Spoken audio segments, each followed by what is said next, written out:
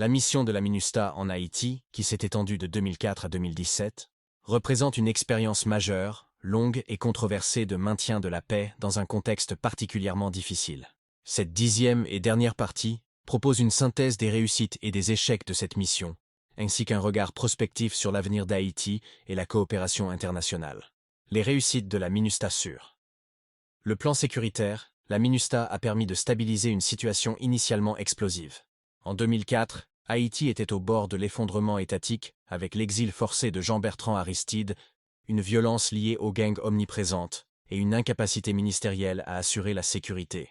La mission a empêché un effondrement total en assurant une présence militaire forte, en réduisant la puissance des groupes armés dans la capitale et dans plusieurs régions et en protégeant les institutions clés.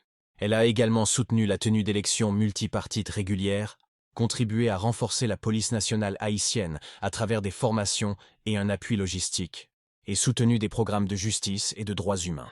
Cette action a indéniablement permis à Haïti de maintenir une certaine continuité institutionnelle dans un contexte extrêmement fragile.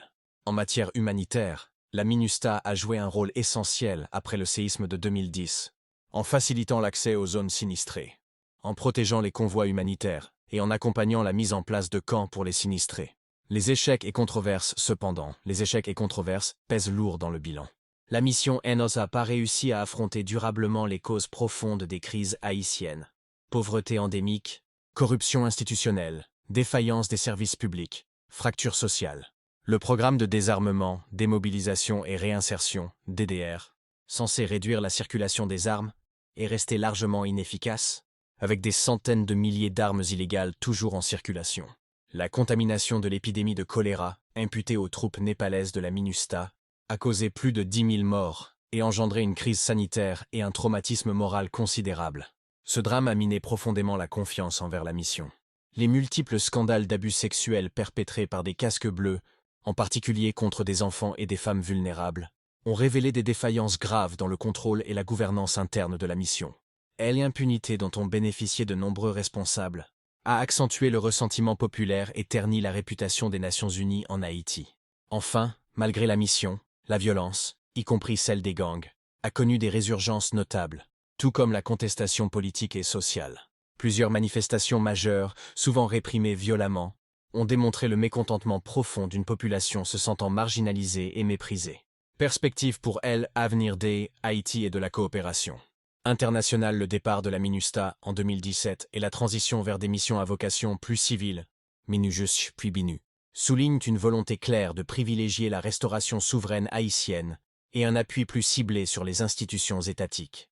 Mais Haïti demeure confronté à des défis immenses, nécessitant un engagement international renouvelé, respectueux de la volonté populaire et axé sur le développement durable.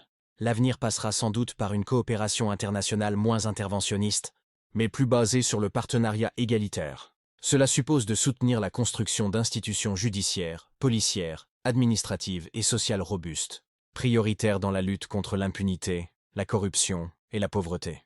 Par ailleurs, l'amélioration des conditions de vie, notamment par le développement rural, l'éducation et la santé publique, est une urgence reconnue par tous les acteurs. Le soutien aux initiatives locales et la valorisation de la société civile haïtienne sont essentiels pour éviter les échecs du passé fondés sur des approches trop verticales.